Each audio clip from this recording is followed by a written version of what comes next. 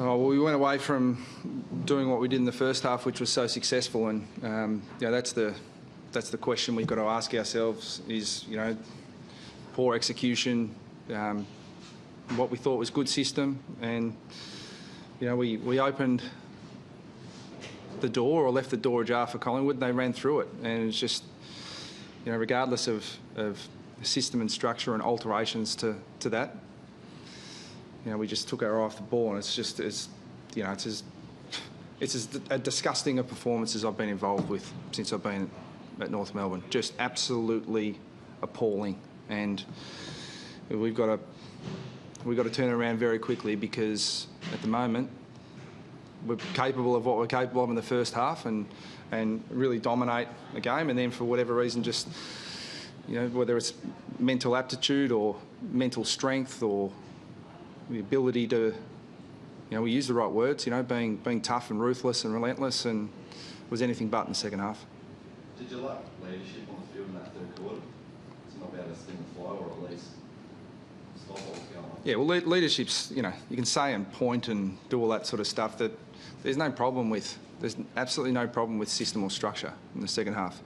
The leadership's standing up in the moment when you need to win the ball, when you need to play to the way we want to play, and we didn't. So, I thought of our designated leaders who are out in the ground, who largely did that for most part of the game, but we've got too many passengers who just don't toe the line.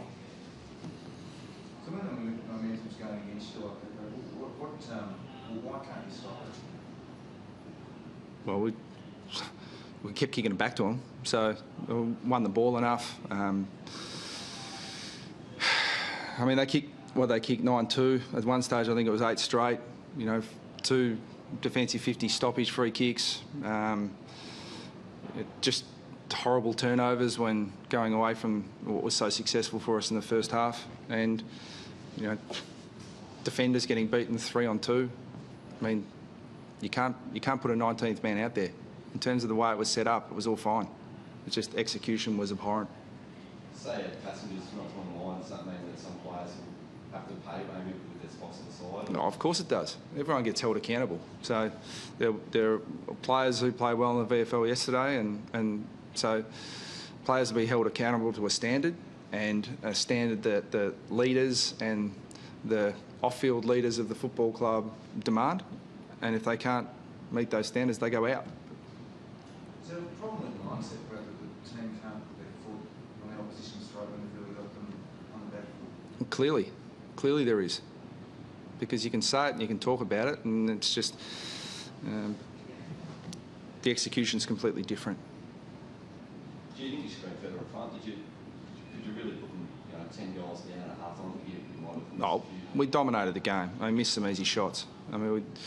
We had everything the way we wanted it. So, in the second half, nothing changed until we needed to make a change from off-field to stem the flow.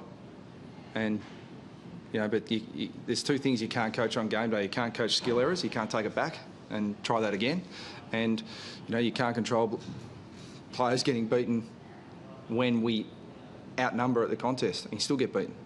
So, that's as much mindset as anything. What do you think happened, because you've obviously got in front halfway through the last. What happened from there? Is it the same thing that happened in the third, where you get control back? Look, in the last quarter, when it's that tight, it's going to ebb and flow on a few contests. It's going to ebb and flow on some crucial efforts, and we did enough to steal the game or salvage the game. But again, adherence to the little things were just terrible.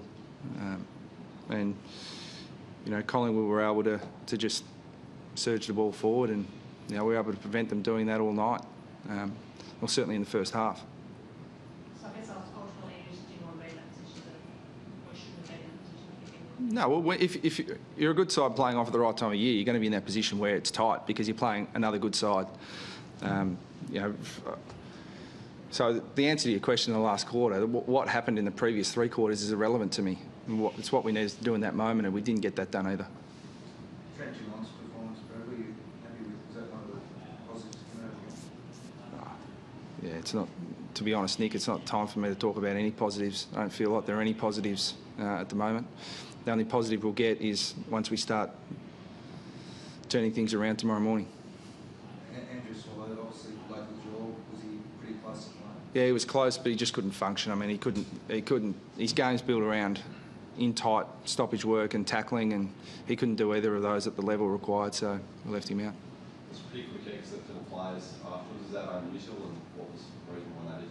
So, No, I just got them in the room much quicker than I usually would. They're back to the club to do their recovery now. Did they give you any feedback about what they thought would change that and going into the third quarter? No, they didn't get a chance to give much feedback after the game, Nick.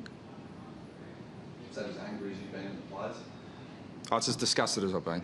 I'm just, I'm shattered for everyone associated with our football club, and it's just, we'll be doing something about it. Don't worry about that. All right, thanks.